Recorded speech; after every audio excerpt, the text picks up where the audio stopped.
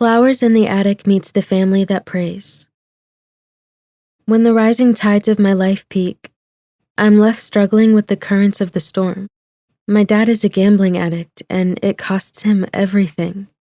Mama bounces back quickly from the havoc Dad's addiction causes. She proves this by getting a new man. Her Rico Suave is just the tip of the iceberg. She moves us across state to live with him and his 2 sons. My older sister has no problem fitting in, although I'm the total opposite. I am not a social butterfly. Taught to make the best of even the worst situations, maybe I should give my new family a chance. My life finally seems to be back on track until a dreadful night shatters my dreams. My world is flipped upside down because of the consequences I must now bear. Thinking about that night torments me. For my sanity, I must keep the door to my darkest memory locked. No one will believe me if I set the truth free. Not even my own sister. After the heartbreak my future stepsister has suffered, I understand Madison being skeptical of her ready-made family. As we get to know each other better, we learn we're 2 birds of the same feather. Our chemistry is undeniable, but if we tempt fate, will our relationship teeter in the balance? Life seems to be falling into place until one night changes everything. What happens to her that she can't even look me in the eyes? It's like somehow my face has scorned her. I want to be the key to her secret, but Madison won't confess, desperate to keep her darkest secret locked away. For the love of all that's holy, don't start with this again. We've been over this 1,000 times. She listens for a spell before sighing. Philip is just under stress at work. His job has been tight with hours. That's a contradiction from what Mama has told us. My dad has been getting home late over the past several months. According to her, he's working loads of overtime. The total opposite of what she just said. We'll be able to pay you back next month, Mama says to the person she's on the phone with. After a moment of silence, Mama smacks her lips. Why do you always do this? You sound like a broken record. Spare me the lecture of what you do in darkness shall come to light. Stop with the theatrics. It's been over 18 years. Honestly, what good would it do now? My mother doesn't respond for a while. Then she snaps. Look, Mama, we appreciate your help, but I can't deal with your self-righteousness right now. Mama disconnects the call. I back away from her cracked bedroom door so she won't catch wind of me spying. I'd gone to ask her a question, but now is not the time. I've been taught not to eavesdrop, but it was kind of hard not to, hearing the secrecy in her voice. Mama had been talking to my grandma about my father. Her conversation shot chills down my spine. What is this big secret she's been hiding for years?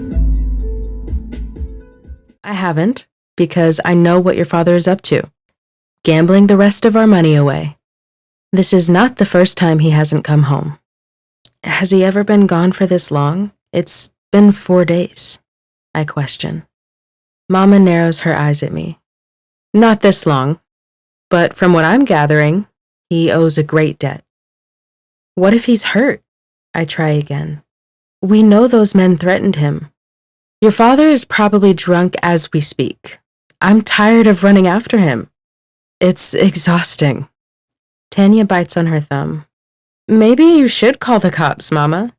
Something could have happened to him. You said he's never been gone this long. Fine, Mama gives in. If he's not home by the morning, I'll file a report. Dad doesn't come home that night or the next 2. Mama filed a report the following morning, and the police are supposed to be on the lookout. I overheard her explaining she hadn't reported it initially because her husband has a drinking problem. It also isn't the first time he's pulled this stunt. With the knowledge of my dad's faults, I wonder how hard the police will look. What if they think he doesn't want to be found? It's not until days later that we get answers. After hearing the doorbell ring, I'm standing at the top of the staircase. Tanya cracks the door open. Mama, the cops are here, Tanya yells. My heart skips a beat. It can't be good news if the cops are on our doorstep. I ease further down the stairs as Mama goes to the door. 2 male officers come into the entryway. One man is speaking in a low voice, or maybe I'm involuntarily tuning out his words. When Tanya covers her face with her hands and Mama stumbles backward, I already know the verdict. We'll still need for you to come down to identify the body, Miss Guillory. I'm sorry for your loss. I don't realize I'm sobbing until I wonder what those awful wails are. The sounds are emerging from me. My brain slowly replays what the officer said. I heard him. My mind just didn't want to accept what I was hearing. We'll leave in a minute. Where's your mom, Madison? Mama steps into view from the kitchen, crossing her arms. What can I do for you, Cassandra? I heard you're moving to Houston, Aunt Cass says. Mama scrunches her nose. It shouldn't surprise me the news traveled fast. Did Corrine tell you? Corrine is the oldest of the 3 sisters. Neither sister has any ill will toward their older sister. Corrine stays neutral, normally playing the mediator. Are you really going to move to Houston with Reagan when your husband just died in April? Mama flinches like Aunt Cass slaps her. How does that affect you? I'm doing what's best for my family. Is moving them there what's best? I think we both know what this is about. My eyes dart over to Derry's. She shrugs. Clueless also. It's the safest avenue for us, and Mother agrees with me. Mama throws her long black hair behind her shoulders. Did you forget my husband was shot in cold blood and they haven't found out who killed him? Now it is my turn to cringe at the reminder of how my dad died. What does that have to do with you moving? Cassandra argues. Aunt Cass must not be aware of the details about our house getting foreclosed on. It's one reason Mama said we had to move. I don't think the shooting is a coincidence. My hunch is the people who shot him are the ones who robbed us a couple of weeks before he died. Mama explains. This is the first time I've heard her mention the details about Dad's dilemma.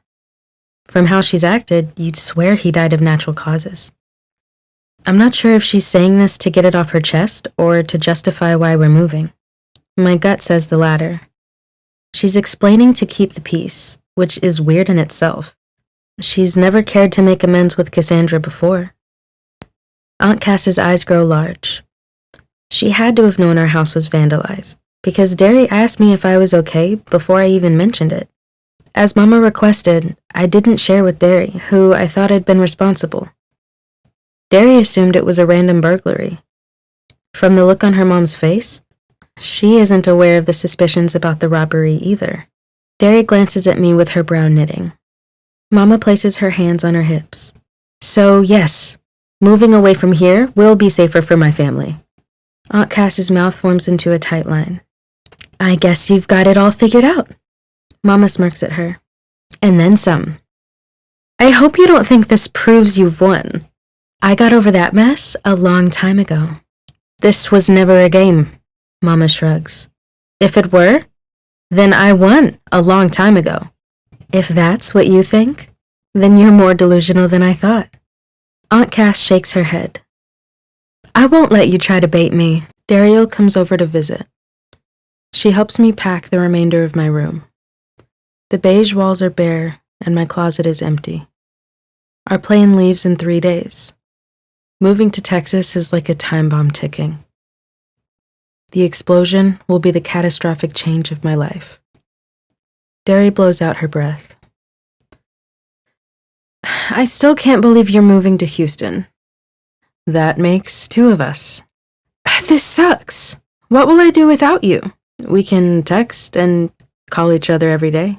Yeah, but it won't be the same. You're holding up fairly well considering. This is a drastic change. Looks can be deceiving. I wish I could crawl under the bed and never come out. How weird do you think it will be, moving in with his 2 teenage sons? Very. I've thought about asking Gigi to live with her. You should ask her. I don't want to be a burden. I'll just have to tough it out in Houston. I don't understand your mom. Your dad recently died and she's moved on so quickly. I've been trying to figure it out myself, and I've come up blank. I shrug. It doesn't matter. Her mind is made up. How long has your mom known this guy? Like 3 days? I snort.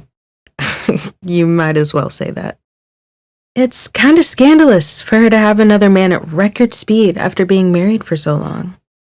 It's like Mama thinks she's a damsel in distress, and he's her knight in shining armor. Derry raises her eyebrows. He's loaded?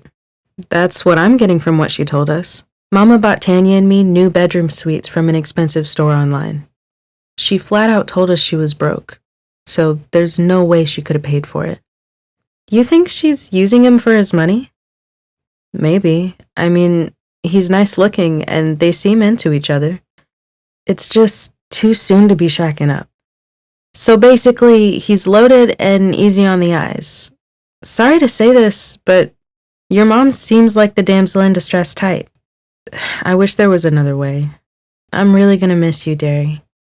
I'm gonna miss my best friend, too. Derry's right. She's more than my cousin. We're besties. This must be an episode of MTV Cribs, is the thought that runs through my mind when I enter his enormous 2-story home. The moving van will arrive soon with the rest of our stuff, which isn't much after getting vandalized. This is by far the largest house I've ever been in, wood and immaculate tile floors, to a spiral iron stair railing and vaulted ceilings. The grand crystal chandelier that hangs in the entrance makes me feel like I've stepped into a fancy ball. My mouth gapes in awe, taking it all in. Tanya's eyes are as big as saucers, and she's wearing a huge grin on her face. This is it, ladies. Welcome to your new home, Reagan announces. Your pad is nice. Tanya clasps her hands together.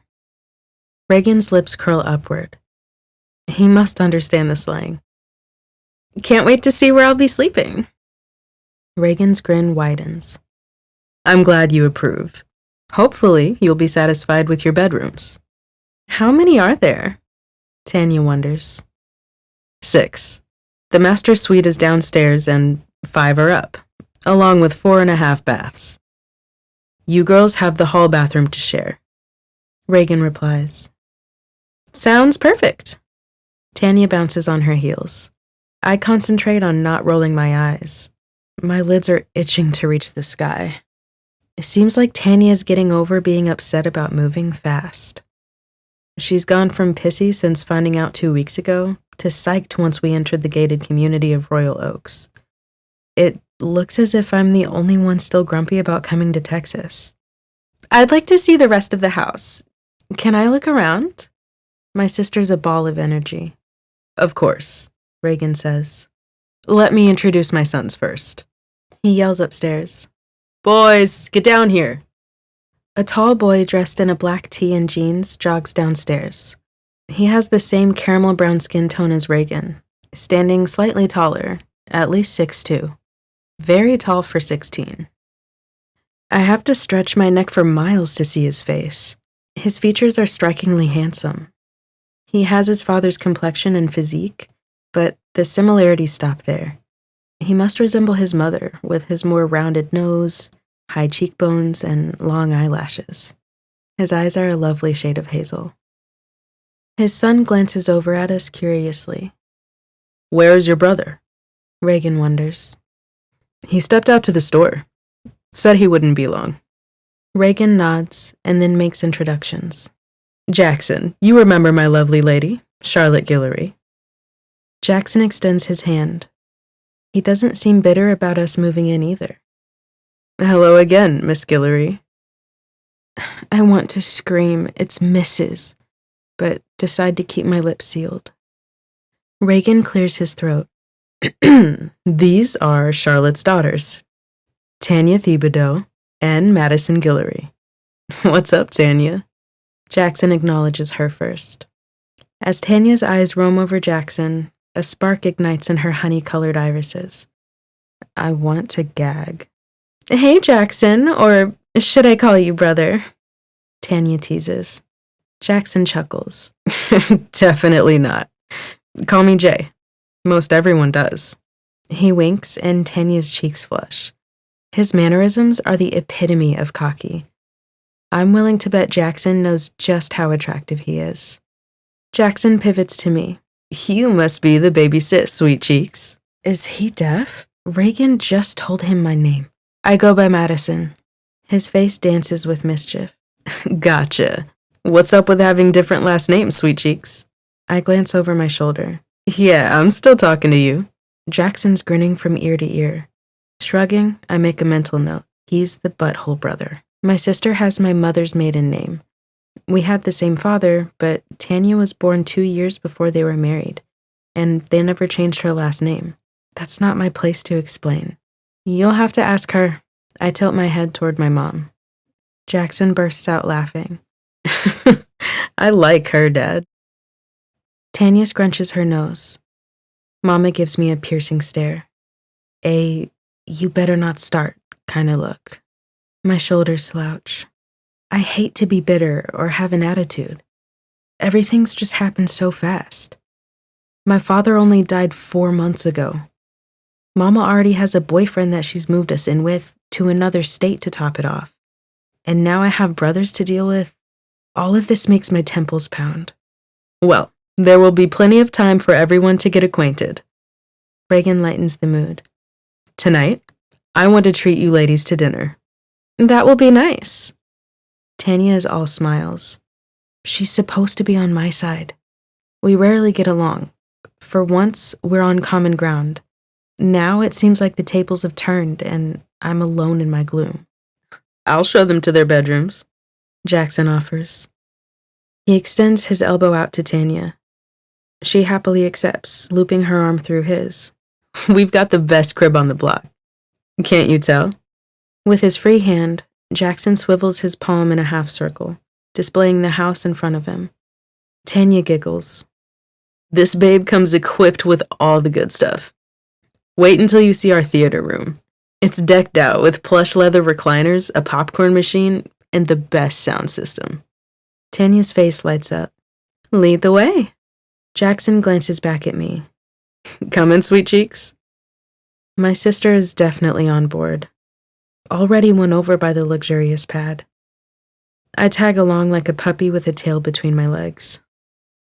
The hit song from Bruno Mars, That's What I Like, keeps playing in my head, causing me to sing it out loud on my way to the kitchen. I've been told I have a nice voice. Not like I'm going to try out for American Idol, but I do like blowing my chops. My tune cuts off abruptly, spotting a light-skinned girl with gorgeous, shoulder-length brown curly hair.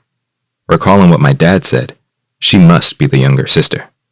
Apparently, she didn't make dinner either. She's sitting at the bar, clearly as hungry as I am. My mouth twitches, fighting a smile. It's amusing seeing a lady who isn't scared to stuff her face. Swallowing hard, she seems as surprised to see me. Getting a good look at her, my mouth goes dry. Her curly hair is not the only pretty feature about her. The girl's face is the epitome of beauty. Skin the color of cream beige, cat-shaped eyes, sculpted cheekbones, and heart-shaped lips. She shifts in her seat. Staring at her like a peeping Tom is making her uncomfortable. Gathering myself, I finally speak. Hi. My voice comes out raspy. Her brow knits. Hey, Jackson. Mistaking me for my brother makes me snort. I'm not Jackson. I'm his brother. Oh, she musters. We continue to stare at each other, and I'll admit, I'm digging that she seems to be checking me out too. She diverts her eyes. I'm supposed to be keeping to myself, not examining her like she's my research project. Evidently, my brain doesn't get the memo. After a couple of seconds, she looks at me again, raising her eyebrows. What? Miss Attitude Spunk amuses me, and I can't help smiling. Not what I usually get from girls. They normally bat their lashes and flip their hair. Her cheeks flush, which stands out like a red flag on her very light complexion. A spark ignites between us, like she's giving off an electric pulse of energy that causes me to tingle. Damn, I'm gonna have to wipe drool from my mouth in a minute if I don't stop staring. Clearing my throat, I force myself to look away. Nothing. Sorry, I'm not used to a girl being in our house. Hate to break it to you, but I'm being forced to live here now. I laugh at her unenthusiasm. Obviously, she doesn't want to be here. I attempt to make her more comfortable. It's not bad living here. Big house, great amenities. Give it a chance. The house is gigantic, she shrugs. But Baton Rouge will always be home to me. It's where I was born and have lived all my life. I nod in understanding. Fair enough. Time to formally introduce myself. I'm Justin, by the way. Yeah, I met your obnoxious twin. If she only knew how cocky my other half is. That would be my older brother by only 5 minutes. My mom forgot to tell us you and Jackson are twins. Ah, that would account for the look on your face. I tease her, and she smirks at me. You must be Madison. Lucky guess? No, I haven't met your sister yet. Your curls gave it away. Madison scrunches her nose. I don't get your drift. My dad told us the younger one, Madison, has a head full of curls. Distracting myself, I open the fridge, pulling out both trays of food. Not being shy, I pile my plate with tuna croissant sandwiches and the other goodies. She tugs on a piece of her hair. When she releases the strand, it bounces back into a curl. Her lovely curly brown hair adds to the list of cute things about her. Your hair is pretty. Her eyes dilate. Thanks, she says after a spell. As I inspect closer, I see that it has blonde highlights swirled within the dark brown. Do you dye it? No. Just born with two-tone colored hair. The blondish highlights are quite unique. Time to get a grip. I don't know what's come over me.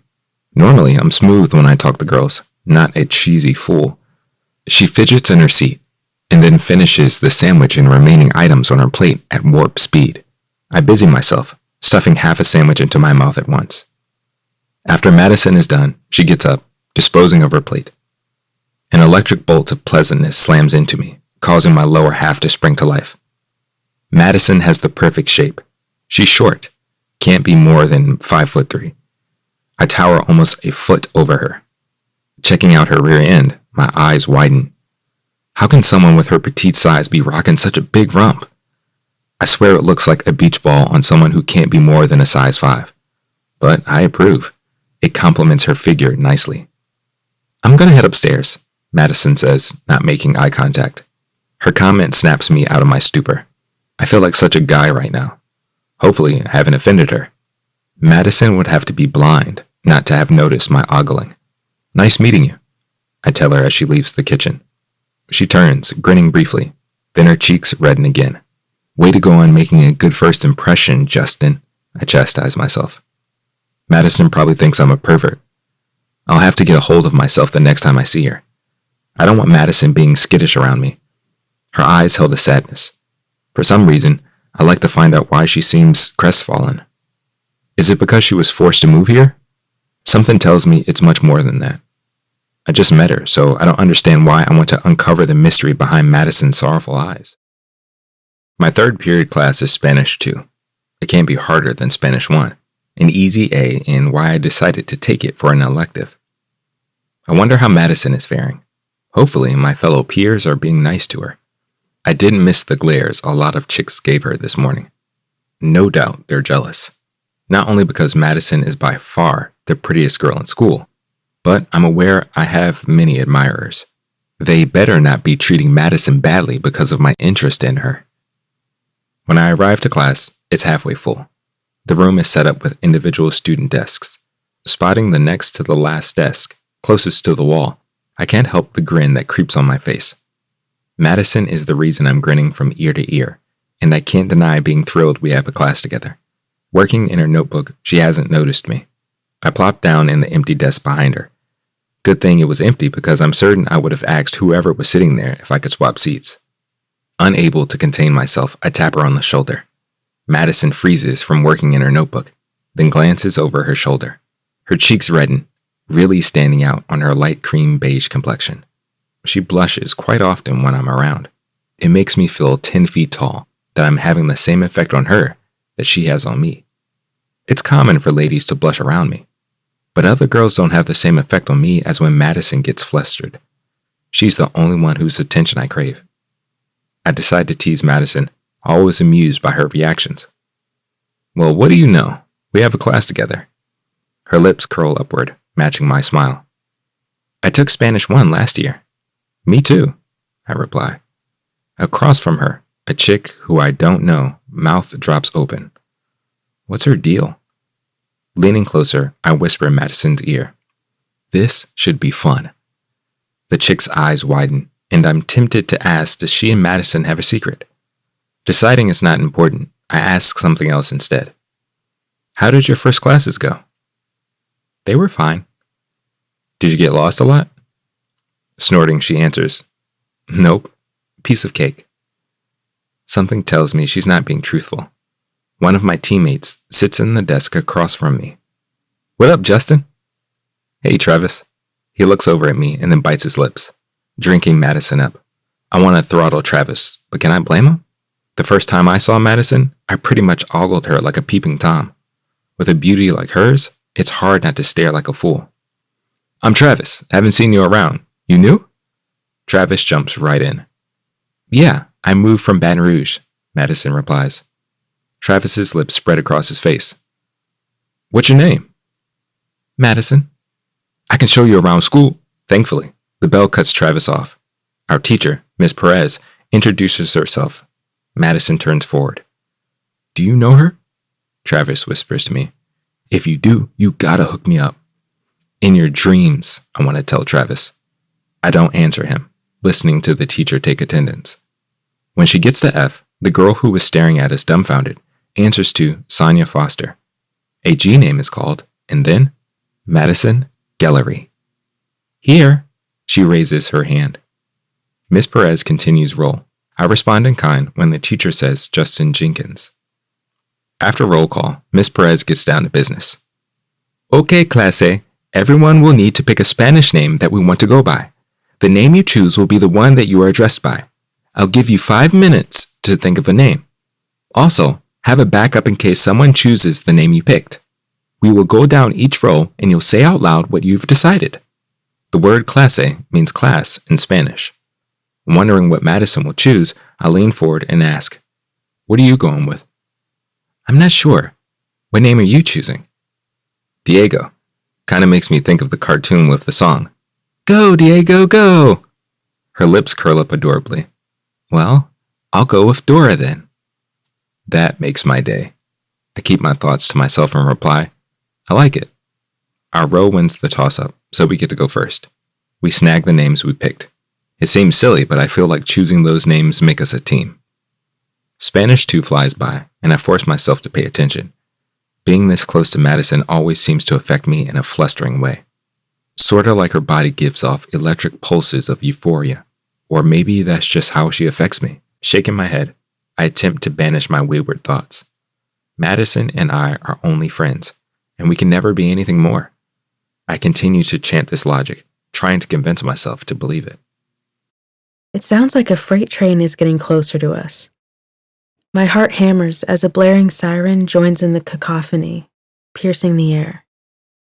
Is someone hurt? In need of an ambulance? I want to cover my ears as the assembly of noises becomes deafening. The blazing wind, the pounding rain, the freight train, and the siren's call. What are those horrendous sounds? Justin's eyes dilate as he bolts from the sofa. I think a tornado is coming, and those are warning sirens. You've got to be kidding me. Jumping up, I rush to the nearest window, peeking through the blinds. I can hardly make out anything in the darkness. There's no electricity with the power surge.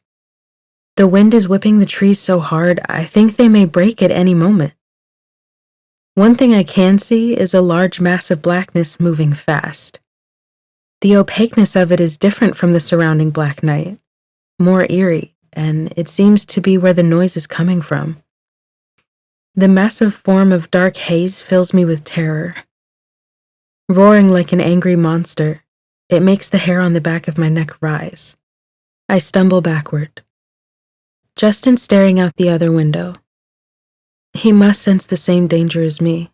Madison, we need to get downstairs. It's even harder to hear with the booming of the freight train coming nearer.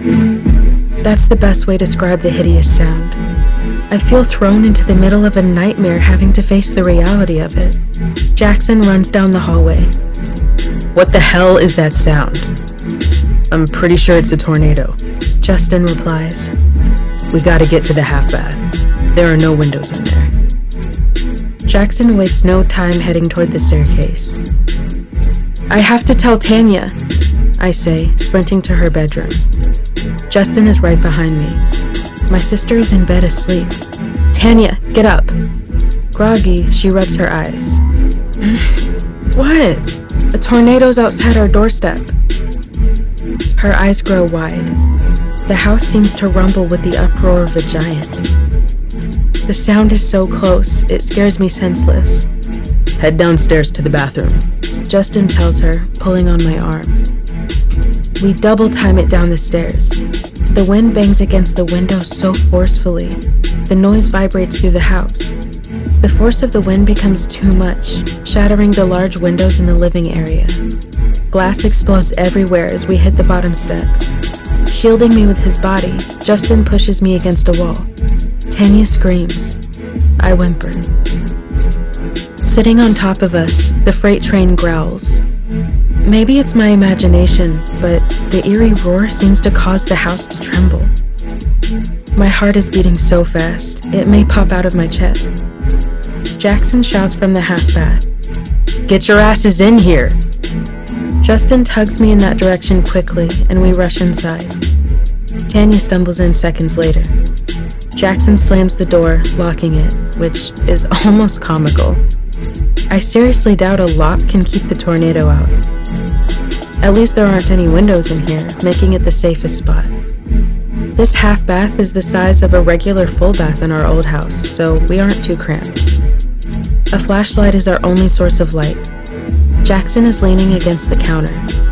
His brow is furrowed, indicating he's just as worried as me. Tanya sits, slumped on the toilet with her arms hugging herself. I crouch in the corner, shivering. Justin bends next to me. The house rumbles with the pressure of the wind.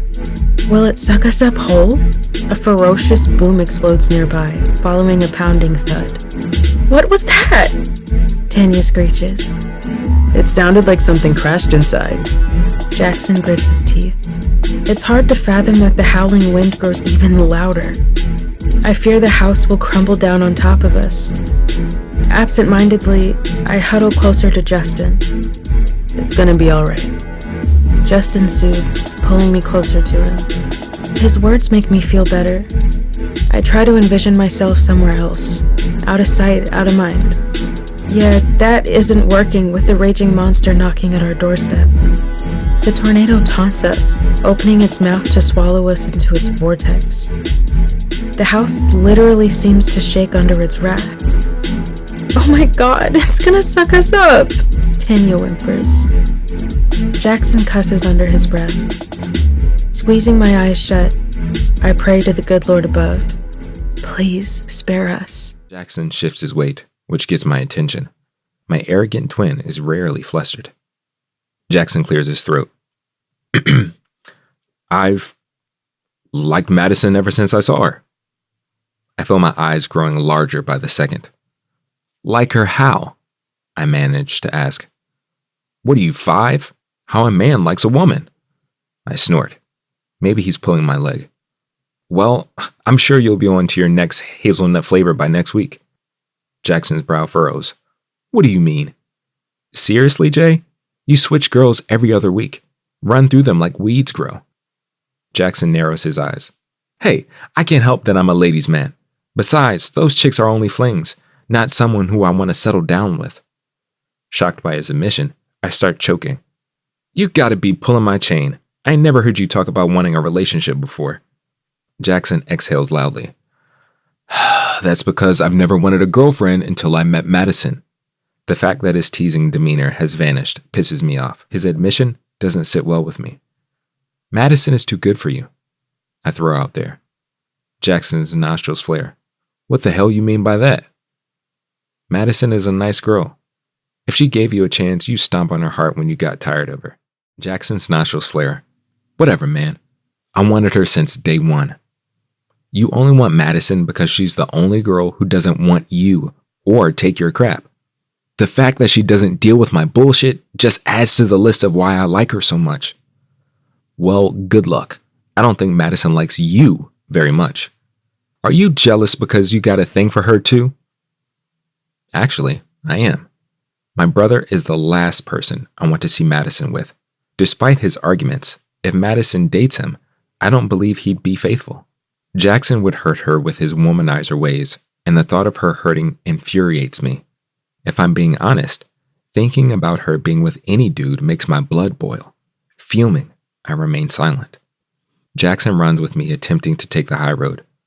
The sweet, romantic relationships fizzle out fast. It's the love-hate relationships that last.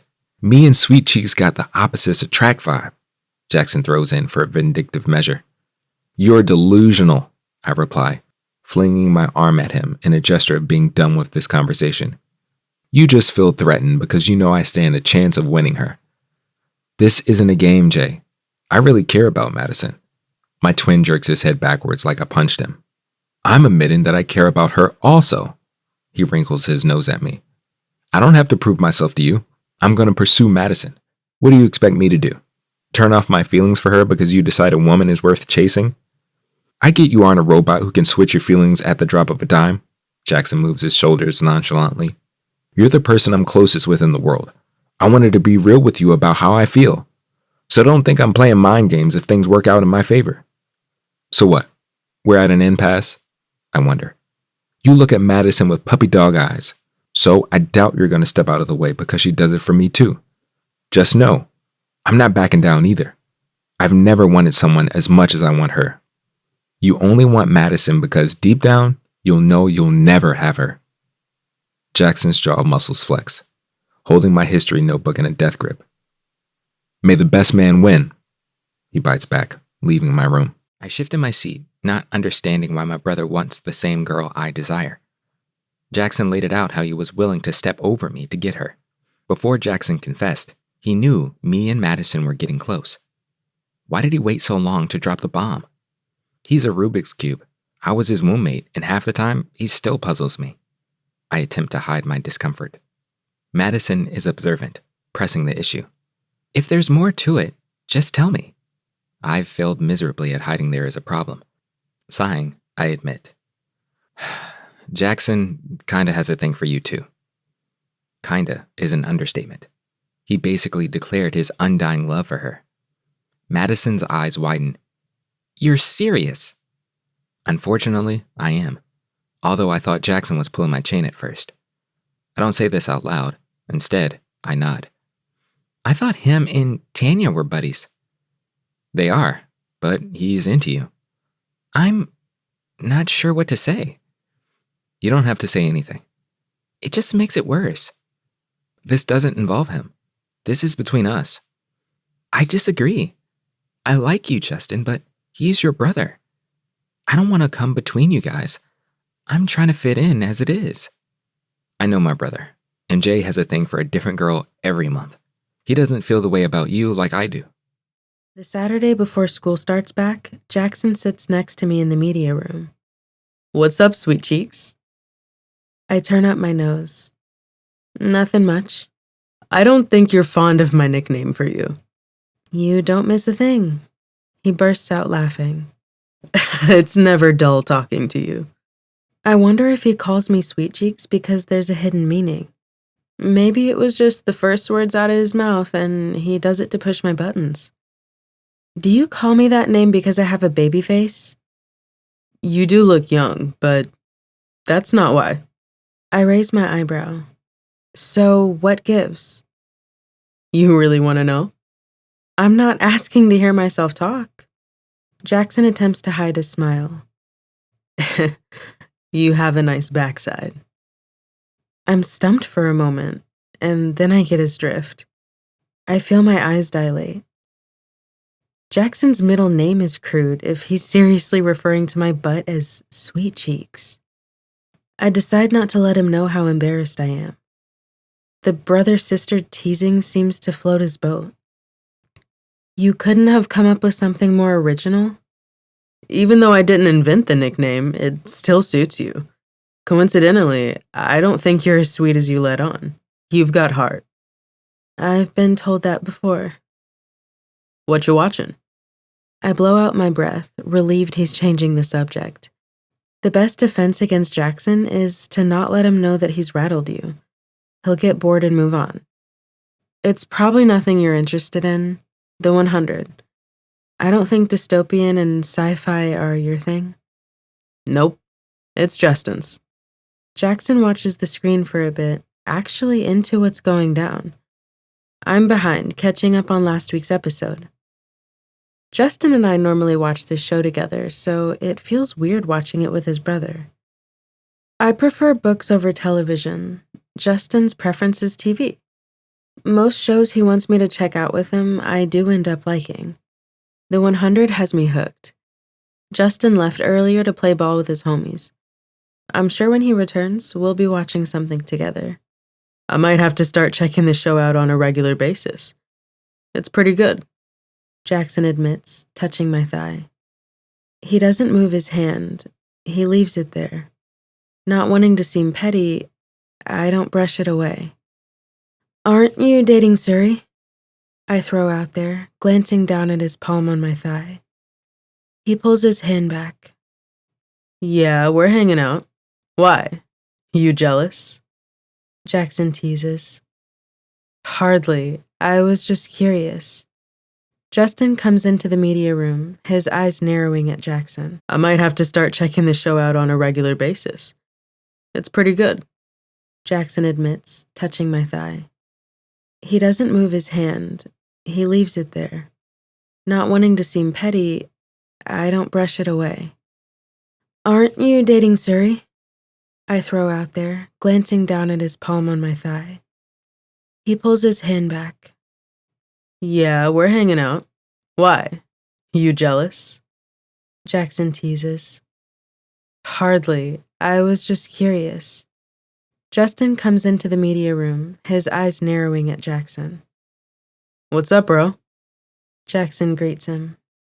I'm checking out this show you guys like. The gore and action are entertaining. Justin crosses his arms. Since when do you watch those kinds of shows? Since I caught about 10 minutes of it with Sweet Cheeks. My eyes reach the stars. I feel my cheeks flush, knowing the hidden meaning. There's no sense in fussing about it. I won't give him the satisfaction. Hey, Justin, I'll be caught up after this episode, I tell him, attempting to diffuse the tension I feel lingering in the air. The creases on Justin's forehead lessen as he turns his attention to me. Yeah, last week's episode was crazy. He plops on my other side, and we all finish the episode. When you first moved in, I hated seeing that you were hurting. I gave you space because I didn't want to scare you off.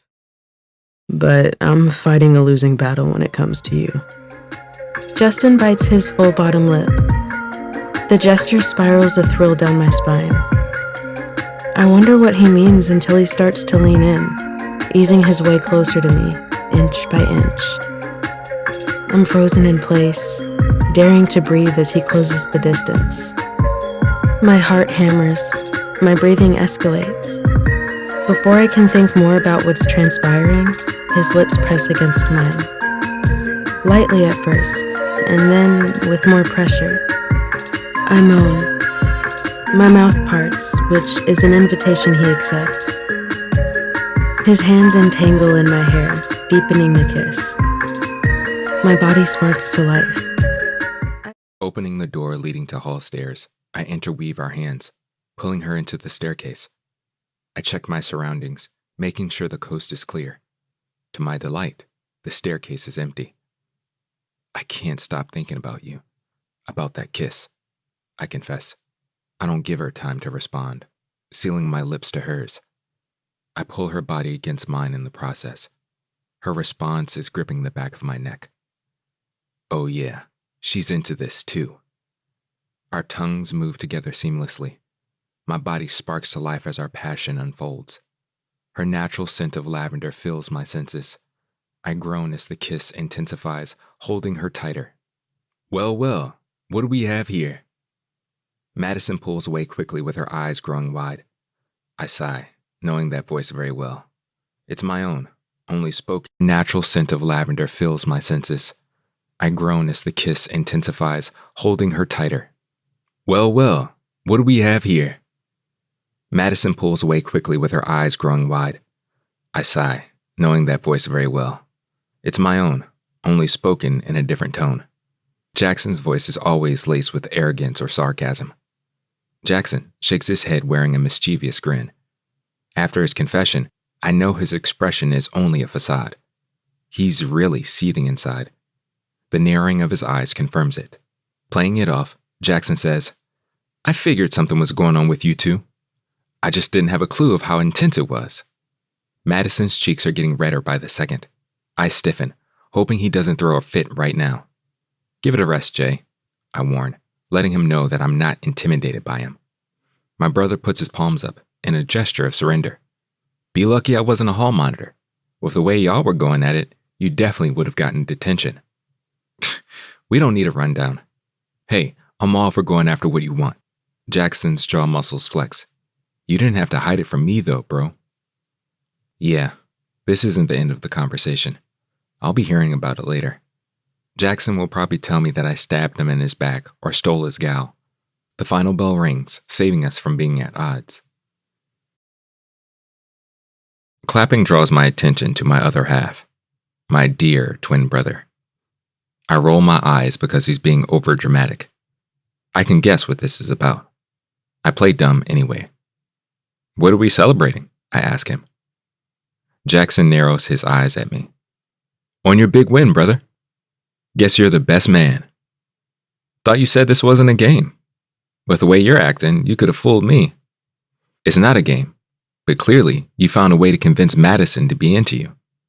I didn't manipulate Madison, I reply, shaking my head. Forget it.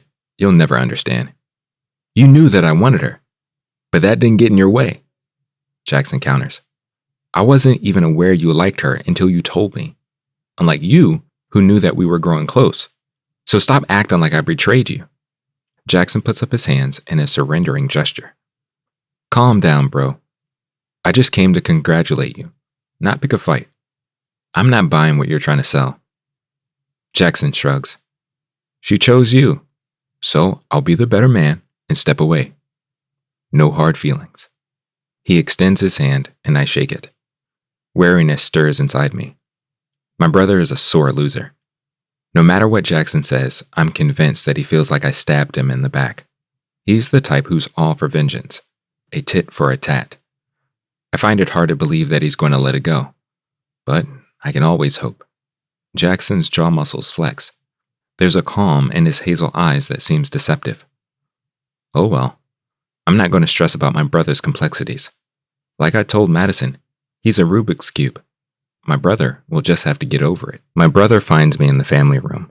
He takes a seat on the opposite couch. Smirking at me, he kicks his legs up on the coffee table. What's up? I wonder. What's the deal with the nickname Madi, bro? He heard me call Madison that last night when I was teaching her how to make lasagna. There is no deal. Just a nickname I made up. There's no way I'm telling him the meaning of the French origin, or I'll never live it down. Well, it sounds weird, like Marty without the R. What's it to you? Don't get your panties all in a wad. Curiosity struck the cat. Jackson holds his hands up in surrender, but then counters. You couldn't have thought of something more original? It's basically a knockoff of Maddie, just pronounced slightly different. I swear, most of the time I want to wring my brother's neck. He either really hates the nickname or is teasing just to tear me down. One can only guess. He's a Rubik's Cube. Regardless, I don't give a damn. Jackson needs to grow up. You act like the nickname Sweet Cheeks is as monumental as the Eiffel Tower. Madison doesn't dig it. Well, I'm certain the name is growing on her. If being observant was a class, then you would flunk out. Blowing out my breath, I ask, are you holding a grudge? I honestly want to know. I don't like feeling like I'm dancing on eggshells around him. Jackson's eyebrows lift. Grudge about what? Madison? I nod. Nah, we're good. He shrugs. Surrey's my gal now. It's my turn to be skeptical. After hearing Jackson's declaration about his feelings for Madison, I just assumed Suri was one of his many flings. I thought Madison was who you wanted a relationship with. Jackson's brow furrows. I did. But what am I supposed to do? Madison chose you. No choice but to get over it. The fact that my brother has moved on lightens the weight on my chest. How was Lover's Lane? I tease him. Jackson rolls his eyes. Well, I'm not a fool for love like you. Whatever, man. Your day will come when a girl has you wrapped around her finger. Yeah, when hell freezes over. Even the toughest men fall victim to the L word. I might be willing to bend when I win the right girl over. Scrunching my nose, I reply. What about Suri? I like her well enough. She's as fine as a brick house. Am I going to put a ring on her finger? Jackson snorts, shaking his head. That's enough said. Love is overrated. My brother claiming he has a girlfriend is monumental enough. He calls it madness. I call it love. But I can't expect his viewpoint on love to be anything above. I chuckle, recalling how I thought Madison and a lady were going to duke it out over the last game system. Thankfully, that crisis had been averted. Yeah, that was fun. You act all shy when you're really a daredevil, I tease her. What do you mean? On Black Friday, you ran faster than me to get to the game systems. You should join our track team. You and that lady grabbed the last PlayStation, which you snatched from her. Placing her hands on her hips, Madison gapes at me. Like you were complaining. The PlayStation was for you, mister. The whole reason we went to Best Buy. You were so psyched. You didn't even sleep. If it weren't for me, you wouldn't have gotten it. Heard of the saying, you snooze, you lose? So shut it. Are you silencing me? Actually, I told you to shut up.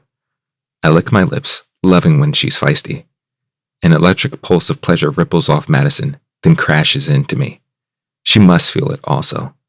The red hue in her eyes become more prominent. I'm learning that happens when she's turned on.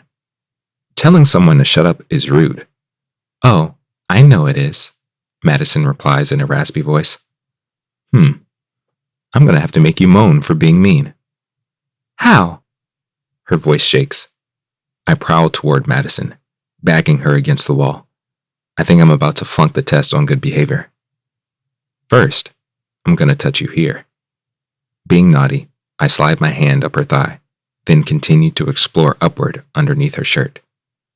To my delight, she shivers at my touch. Next, I'm going to kiss you here. I place a soft kiss on the base of her neck. Then, what? Madison's voice stutters. The sultry sound does all kinds of things to me. Getting closer, I press my body against hers. Next, I'm going to taste these. I refer to her lips. Before Madison can respond, I capture them, kissing her intensely. My family begins falling apart when my dad's gambling debt catches up with him. The aftermath forces us to start over without him. A new city and high school makes me the new kid on the block. My outgoing sister fits right into the wealth of Mama's new Rico Suave. I am Madison Guillory, and I am not a social butterfly. My grams taught me to make the best of even the worst situations, so I decide to give my ready-made family a chance. Besides, the laid-back brother and I have become friends. The arrogant brother is even growing on me. We can't be together, but our chemistry is undeniable. The emotion he sparks in me sets me ablaze. If I keep tempting fate, will my world shatter? My life seems to be falling into place until a dreadful night has consequences that I must now bear. His face has scorned me. No one will believe me if I confess. Not even my own sister. I hold the key to my darkest secret, and I must keep it locked away.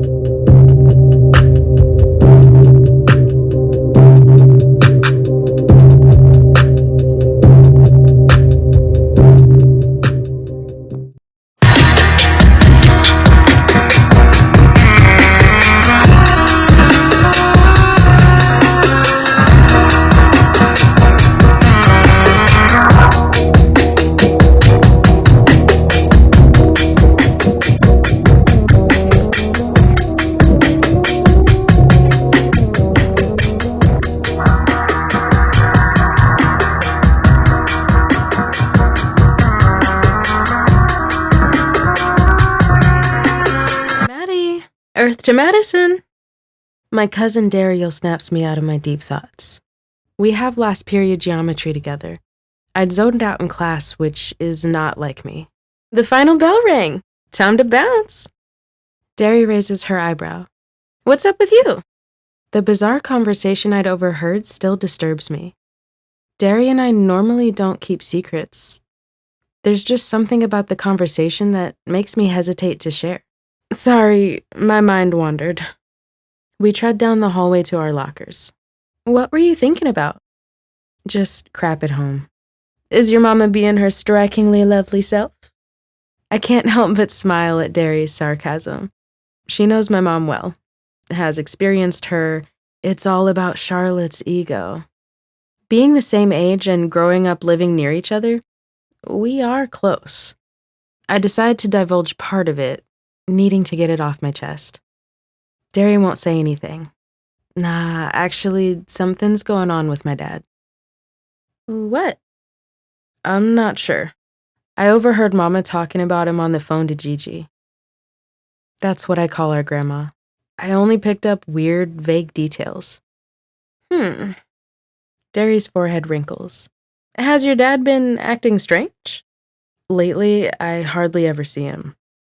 He's been getting home late for months, supposedly working overtime. Why did you say supposedly?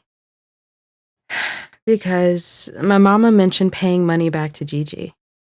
That kinda contradicts him working late hours. I agree. Maybe he owes her a lot of money and it's taking him longer to pay her back. Dari shifts her weight, which leads me to the question of why your dad needed to borrow money from Gigi in the first place. Creases line my forehead. Good question. We are a one-house income. Maybe something came up. That's probably it. My parents whine every year about how the taxes go up. The pressure in my chest lessens with this logical explanation. Well, keep me posted if you find out anything else. Friday's atmosphere buzz fills the air as the students scatter. Ready for the weekend. That geometry test was a killer, Dari says, changing the subject. I'm so glad the weekend is here. Both of us are finishing our sophomore year. Even though I'm an honor student, math is my weakest link. Tell me about it. I wanted to pull my hair out. What are you doing tonight? I'm about to head to my Knowledge for Your Mind group. Dari scrunches her nose. Your book club? I nod my head at her, grinning. The two of us couldn't be more different. It's a wonder how we get along so well. My passion is books. Dariel prefers social media and blogging. I think we balance each other out. I'm a planner with a more cautious approach versus my adventurous cousin who always jumps in head first, asks questions later. We're putting together a yearbook for the end of the year. That actually seems fun. Let's try to get together tomorrow. Go to the mall or something. Sounds good. I'll call you when I get home. Okay, see you later. My book club meeting goes seamlessly, productive for the most part. I find myself being the last one waiting for my ride home. I look at the time on my watch. Surprisingly, my dad offered to pick me up. I think he wants to make up for not being home lately. I jumped at his offer. Now I'm starting to worry. I texted him when I was done. He responded, saying he was on the way, but that was an hour ago. We only live 10 minutes away. I hope nothing happened. Hey, are you okay? A male's voice startles me. As I turn to see who it is, I feel my cheeks flush. Chauncey's lips curl upward with a curious expression lining his face. Attractive and well-built. I try my best not to make it obvious I'm ogling him. He's a sophomore too, and plays for our football team. Last season, he made quite a name for himself. One of the guys that almost every chick gushes about. Being the quiet, shy type, I keep my crush on him hush-hush. Chauncey, unlike most cockstrung jocks, seems like a decent guy. If we pass each other in the hall, he always says hi, even though we don't formally know one another. Hi, Chauncey. There is no sense in pretending I don't know his name. You look upset, Madison. A thrill runs through me that he knows mine too. I'm just wondering where my dad is. Where are you coming from? Track practice. How long have you been out here? Sighing, I answer. Over an hour. What did you have after school? Setting up a book fair. His lips curve up sideways. Go ahead and say it. Say what? A book fair is nerdy. That's not what I was thinking. It's different, but a nice different. Now I wear a goofy grin. Hey, Chan, are you coming or not? One of his compadres asks, heading in our direction with a group of boys. Yeah, give me a sec. He focuses his attention back to me. We're going to Tony's, the pizza joint. Do you need a ride? I'm sure my dad will show up soon. I'll give him a call if he's not here in a minute. In my peripheral vision, I see a car speeding down the road. Damn, they're in a hurry, Chauncey comments. I shift, uneasy, recognizing the Toyota Camry. Yeah, that's my ride. Oh, Chauncey replies with wide eyes. My father rounds the corner. He pops a wheelie going over the curb as he enters the parking lot, clearly in a rush. Usually my dad drives the limit, so I'm stunned he's driving like a maniac. Pulling up in front of us, he comes to a screeching halt. The passenger window glides down. Leaning over and speaking through it, he says, sorry I'm late, sunshine. Hop in. His childhood nickname for me, which normally makes me grin, causes my face to heat. Chauncey is still standing nearby. I guess I'll see you on Monday, Chauncey says with his brow furrowed. I offer him a small smile, all I can manage. Somewhat skeptical, I climb into the passenger seat. My father speeds off just as fast as he came in. Whoa, Dad, what's the rush? I was late picking you up, kiddo. A wave of alcohol invades my nostrils. Surely he isn't driving drunk. I was just starting to worry. All's forgiven. Telling him that doesn't slow him down. He continues to push it through the light. I have to go somewhere after I take you home. That's why I'm in a bit of a hurry. More than a bit, I think, peering at the speedometer, which reads 60 miles per hour. We're in a 35 zone. Wrinkles line underneath his cinnamon brown colored eyes, and they appear sluggish. Is everything okay? He nods. Everything'll be fine. Don't worry. No reassurance comes from his words. His bizarre behavior is beginning to freak me out. His cell phone rings, startling both of us. He cusses under his breath before answering it. Shh. Yep. My dad listens briefly. I'll get it to you later this evening. His brow furrows. What do you mean that's not good enough? His forehead creases more and more as he holds the phone in a tight grip. That's not necessary. He glances at me, and his sluggish eyes dilate. I'll bring it by shortly.